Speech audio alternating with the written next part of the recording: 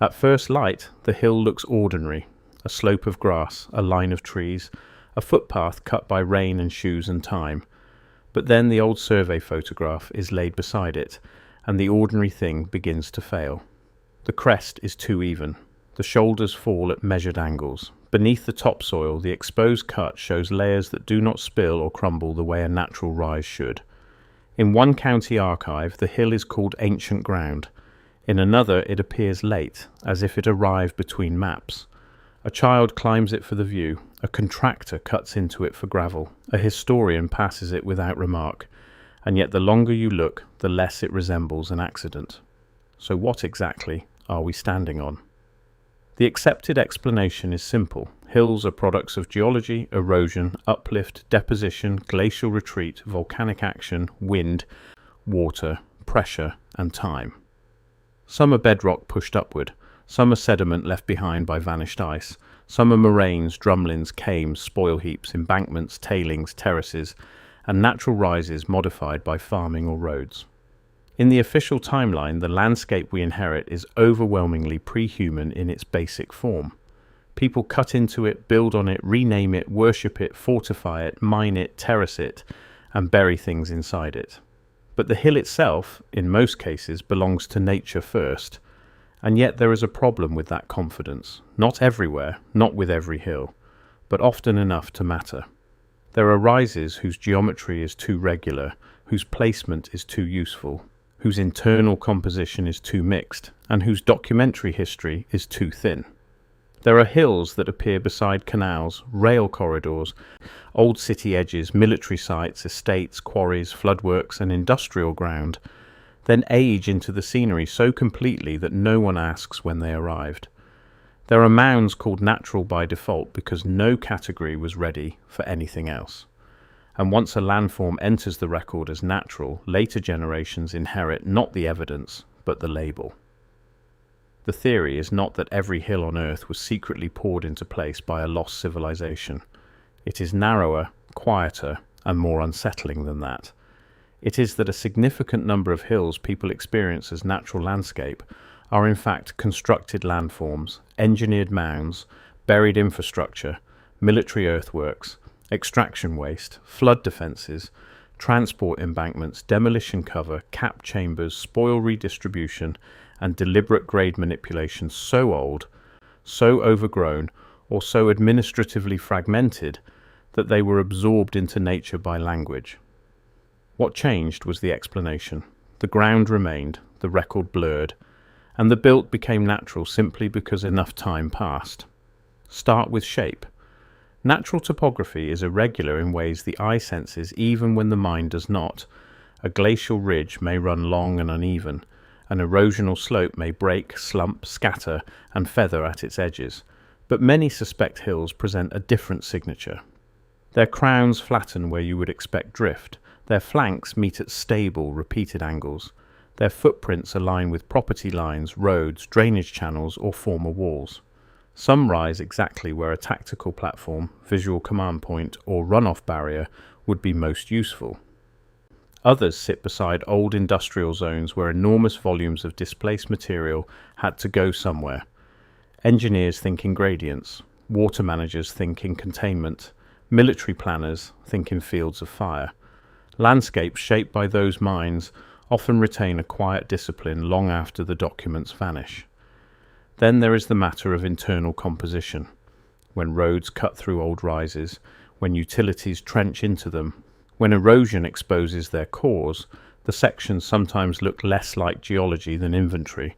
Brick fragments, ash bands, mixed soils, cobbles transported from elsewhere, lime pockets, slag, charcoal, broken ceramics, demolition rubble, compacted beneath later fill. None of this is strange in a city dump or a known embankment. What is strange is how often these ingredients turn up in places presented as ancient, undisturbed ground. The standard reply is that human debris accumulates almost everywhere near long settlement. That is true, to a point. But incidental debris is not the same thing as a mound composed in layers of imported material, compacted and stabilized, then sealed by soil and vegetation. The distinction matters. One is contamination. the other is construction. Old maps complicate the picture further. A hill described as timeless should behave like a stable fact in the record. It should persist across surveys, estate plans, military sheets, flood charts, railway drawings, and cadastral revisions. But some do not. They appear under different names. They change outline abruptly. They are absent in practical documents where relief should matter, then suddenly prominent in picturesque ones where scenery matters more than precision. In urbanizing regions, many rises become legible only after surrounding parcels are reorganized. A mound ignored in one century becomes a knoll in the next, and natural high ground in the next after that. The record is still there. What remains striking is not simply inconsistency, but timing. Some hills enter language after the operations that could have created them were already complete. This is where the mainstream explanation deserves to be stated fairly. Surveying was imperfect, mapping standards changed, scale distorted small features, vegetation hid contours, terminology varied from one office to another. A rise could be omitted not because it did not exist, but because it did not matter to the draftsman, the client, or the purpose of the map. Glacial forms can also look surprisingly geometric, especially in aerial light. Human pattern seeking is real. Once a person suspects design, they begin to see intention everywhere. All of that is reasonable. But even taken together, these explanations fail to account for sites where geometry, composition, utility, and archival timing converge. A missing symbol on one map proves nothing. A mound aligned with an old battery, made of imported fill, appearing beside vanished rail sidings proves more.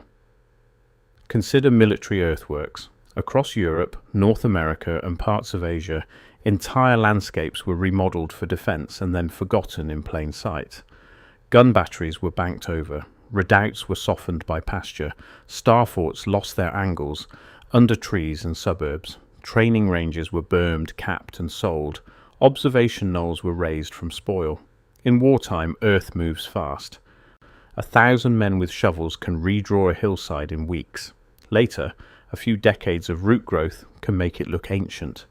Many known forts now read as parks, ridges, or gentle rises to those who do not study their plans. The important point is not that every hill is a fort. It is that landscapes can be manufactured at scale, then naturalized so thoroughly that only oblique light, old plans, or subsurface imaging restores their original meaning. Industrial history broadens the pattern. Mining, canal cutting, railway grading, tunnel excavation, dredging, quarrying, and demolition all produced excess earth by the millions of tons. That material was not abstract. It had to be transported, staged, piled, shaped, compacted, drained, and concealed. In official records, it appears as spoil, overburden, ballast waste, fill, ash, refuse, embankment material, reclamation, tip formation, and levelling ground. Some piles remained obvious because they were barren or toxic. Others were landscaped deliberately. Trees were planted, slopes were rounded, public paths were added, reservoirs required banks, railways required approaches, roads required grades, landfills required capping. What later walkers called hills were, in many cases, managed accumulations of unwanted matter made safe, green, and visually acceptable. Economics, not mystery, demanded the transformation. Once you notice that mechanism, the single case expands into a repeated pattern. The isolated mound beside an old city wall, the natural ridge behind a Victorian cemetery, the hill in a municipal park built on demolition debris after wartime bombing, the scenic rise on the edge of a port made from dredged sediment, the wooded knoll beside a prison, barracks, reservoir, or rail yard, the lookout point in a suburb that once held a gasworks, brickworks, or foundry. The pattern repeats because the practical problem repeats. Digging creates surplus, demolition creates surplus, defense creates surplus, flood control creates surplus. Cities cannot make earth disappear. They move it, they stack it, they rename it. Then time provides the final service by covering the transaction in roots. There is also a legal dimension, and it matters more than it seems. Land records often distinguish poorly between natural relief and made ground, unless engineering liability requires precision. In some jurisdictions, once fill has stabilized and ownership changes hands repeatedly, its practical status becomes terrain.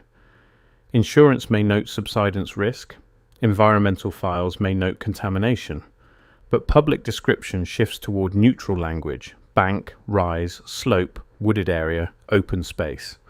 The administrative machine is built to classify land for use, tax, hazard, and transfer, not to preserve an ontological distinction between mountain, mound, embankment, and buried work if no immediate dispute depends on it. Bureaucracy does not erase the past dramatically, it smooths it. A constructed hill can disappear into paperwork simply because no field on the form asks the right question. Photographs tell a different kind of truth. Early aerial images, especially before dense tree cover matured, often reveal edges that the modern eye misses from the ground. Terraces appear where no agriculture is recorded. Flat tops emerge under winter grass. Symmetry shows in shadow. Old quarry photographs sometimes capture a bare spoil cone where today there is a beloved local hill. Construction images from highways, reservoirs, or urban clearances show Earth being pushed into forms that now pass as natural overlooks. Even tourist postcards can be useful. They freeze transitional landscapes in the brief period before the work is forgotten and after the shape is complete. A caption may celebrate a picturesque mound, while the background still holds cranes, sidings, spoil wagons, or retaining walls. The stone remembers, the emulsion remembers, the label changes last. Geology itself sometimes contributes to the confusion. A natural landform and a constructed one do not always exist in opposition. Often, the built hill begins with a real rise and amplifies it.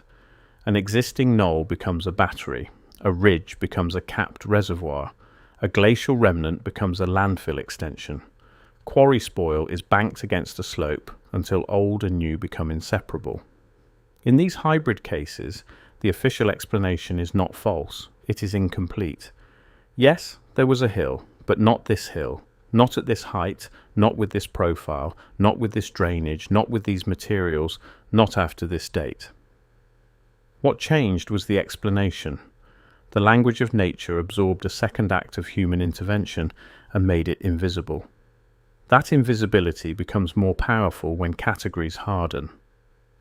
Archaeology studies ancient mounds if they are old enough, sacred enough, or culturally legible enough. Geology studies landforms if they fit known natural processes. Engineering studies embankments, tips, levees, and caps if the records remain active. But what studies the abandoned middle category, the aged construction that no longer looks engineered and was never important enough to be monumental? Very often, no one. The feature drops between disciplines, too young for prehistory, too old for civil files that matter, too small for national memory, too altered for obvious geology. The result is not a grand cover-up. It is a vacancy of attention. The hill remains, the category does not. And once a feature drops into that vacancy, myth rushes in. Local stories attach themselves to unexplained rises with almost mechanical regularity. A buried church, a plague pit, a lost fort, a king's grave, a vanished observatory, a collapsed tunnel. Treasure under the mound, giants, monks, soldiers, pagans. The stories differ, but their function is similar. They acknowledge that the shape feels authored. People sense intention in the ground before they can name the institution that produced it. Folklore is not proof, but it is often a record of discomfort, a memory that the place does not sit right inside the official landscape. When the archive thins, rumour preserves the outline of suspicion. Measurements deepen that suspicion in certain cases. Engineered slopes often stabilise around predictable angles depending on soil type, moisture, compaction, and intended use. Paths spiral in ways that minimise grade. Drainage ditches flank rises at regular intervals. Plateaus occur at dimensions suitable for structures that no longer stand. Retaining stones appear only where erosion would have exposed a weak face. Tree age clusters can reveal deliberate planting on a previously bare mound. Subsurface scans sometimes show voids, revetments, rubble cores, or fill boundaries neath innocent turf. None of these signs alone proves anything. Taken together, they form a vocabulary. The question is not whether every observer can read it immediately. The question is why, once seen, it so often describes the ground better than chance. There is another reason the pattern persists unnoticed. A natural hill flatters the imagination. It belongs to deep time, to wilderness, to national origin, to the comfort of believing the land preceded and outlasted our systems. A constructed hill is less romantic. It points to labor, waste, warfare, extraction, urban metabolism, and state management. It reminds us that much of the landscape is not inherited, but administered.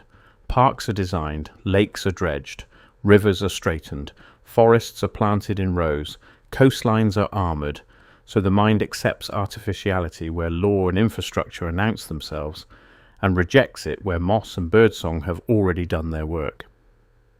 But vegetation is not innocence. A beech tree does not authenticate the soil beneath it. Scale, then, becomes the final disturbance. If one hill can be made and forgotten, 100 can. If one city absorbed war debris into parks and suburbs, many did. If one railway cut generated ridges that later became recreational slopes, others did too. If one empire ringed its ports and frontiers with earthen defences later mistaken for nature, the pattern is not local. Across continents, similar conditions produced similar landforms under different names: barrow, mound, bank, knoll, tor, rise, common, hill, mount, tip, dike, battery, terrace, green, bluff. The labels change with culture. The administrative outcome remains remarkably stable. Once weathered and planted, built ground enters the scenery and resists reclassification. This does not mean mountains are fake, or that every summit hides a chamber, or that geology is a cover story. Those claims collapse under their own weight. What matters is something more disciplined. There exists a broad and poorly acknowledged class of human-shaped landforms that have been culturally reabsorbed into nature. Some were useful, some were disposable, some were strategic, some were toxic, some were ceremonial. Some began as one thing and ended as another. In each case, the crucial event was not merely construction, it was forgetting, or, more precisely, successful relabeling. The pattern does not disappear, it becomes background.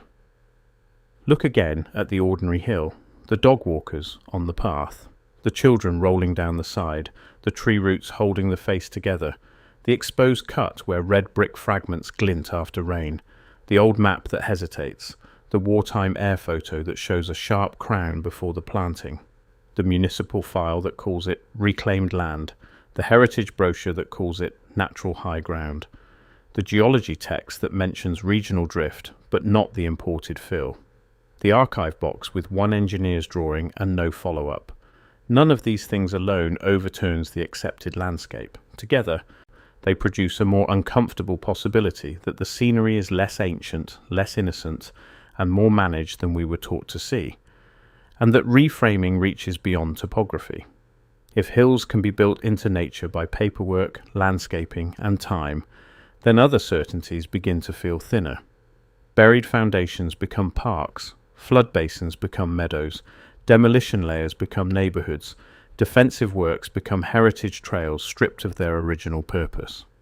The visible world is not only shaped by what happened, it is shaped by what later institutions found useful to call it. The record is still there, but distributed across geology, engineering, property law, war archives, insurance files, aerial photography, and local memory. No single office ever needed to hide the truth. It was enough that each office described only its fragment.